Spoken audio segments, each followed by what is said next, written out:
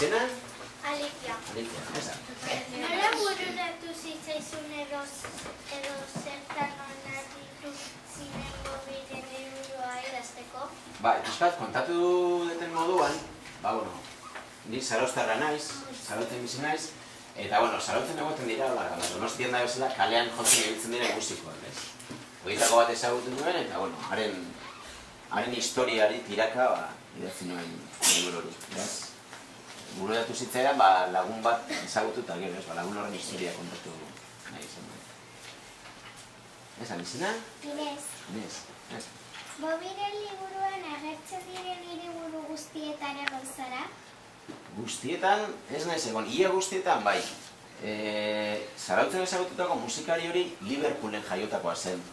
Eta liburu horregatik hasten da Liverpoolen, bera benetan han jaiotakoa zelako. Eta Liverpoolen ez naiz egon, baina gainontzekoetan bai. Parisen, Amsterdamen, Erroman, Bilbon ere bai, noski, horietan egon da nago. Gero denbora baldin badaukagu eta galdera asko azkarrean joten baditugu eta kontatuko dizuet zergaitik egon nahi zen hiriburu horietan guztietan da nolatan egon nahi zen. Baina bai, gehienetan egon da nago. Izena? Zein da liburu honen zure atal gustokoena?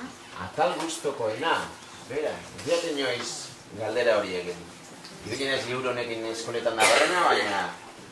Nik uste dut, ez dakit, akaso bukaerakoa, ez? Zarautzen geratzen da, musika jotzen du... Kaletik liburu da? Kaletik liburu da? Bai, kaletik liburu da bizka liburuaren beraren historia, ez? Nola sortzen da liburua eta horrela. Ez dakit, denak, bat bestearen osagarria da azkenean, da, hasiera igual gogorragoa da, ez?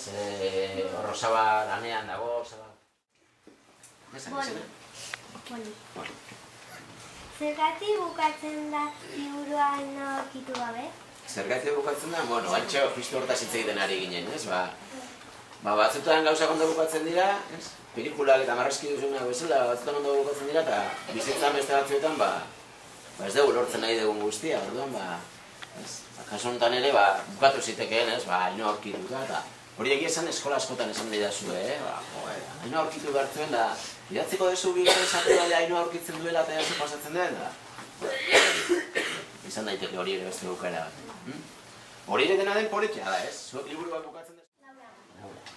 Nola bururatu zitzaidan lan narratzailea euskoa izatea? Hori ere galdetu izan didate, ez?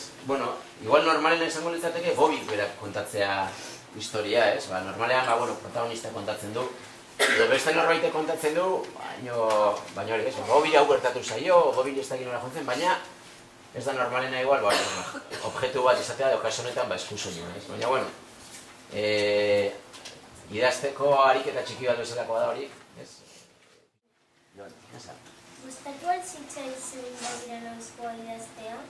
Gustatu? Bai, gustatu zitzaidan.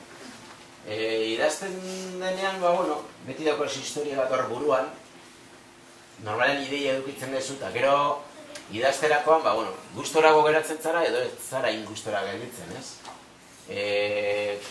Eta gero handikan, hilabete batzuetara berriro irakorrita, hau aldatuko nuke, hau hobeto egingo nuke, ez?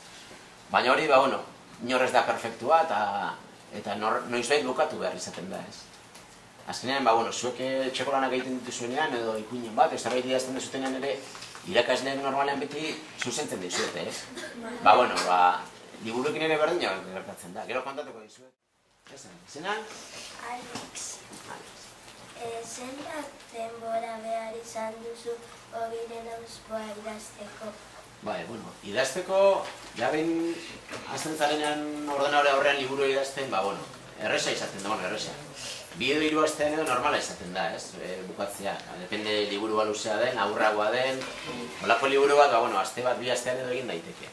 Baina lehen esan deten bezala, gauza bada, ideia buruan daukasunean, eta beste gauza da gero papelean noiz azten zaren idazten, edo ordenadorean, ez? Eta ideia buruan... Andrea. Andrea. Zer sentitzen duzu zure liburuak arrakasta handia izan duela ikustean? arrakasta, ez nuke esango egia esan, baina, bueno, esposa ematen du liburu bat ateratzen denean ja beti ematen dizu posa, hori da ez da egit. Ama batek edo aita batek, bere umea ikusten duenean bezala, ez da hainbestekoa noski inondik inora ere ez, baina musika talde bat entzat diskoa ateratzea posgarria bezala, Ni gogoratzen naiz orain esan dizu edo, 5 edo 6 ditut eta, liburu bakoitzak ilusio egiten du. Baina lehenengo atera zenean, hori zen amets bat ia, ez? Lehenengo liburua hori zen oso gustora. Zure bibliografian irakurri dugu irratian eta egunkarian lan egin duzula. Gehiago gustatzen alzaizu liburuak idaztea baino?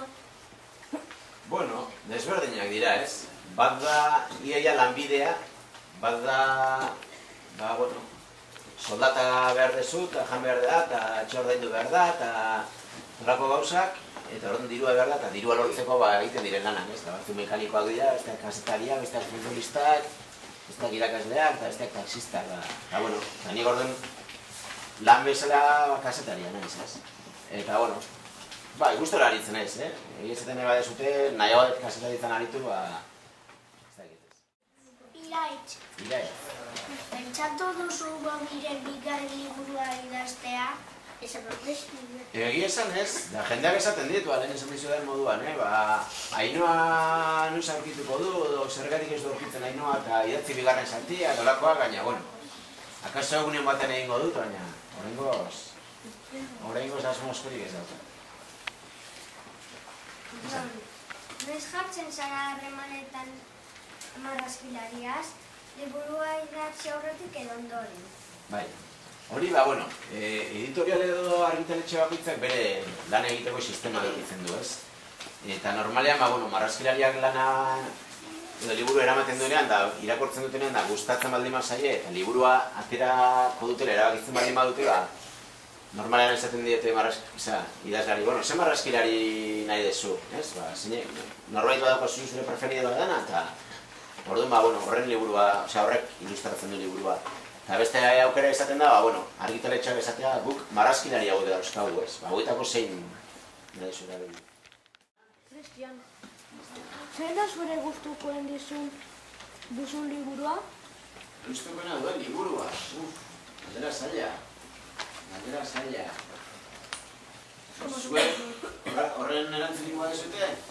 Badezute liburu gustukoren bat horrela asko gustatzen zuena?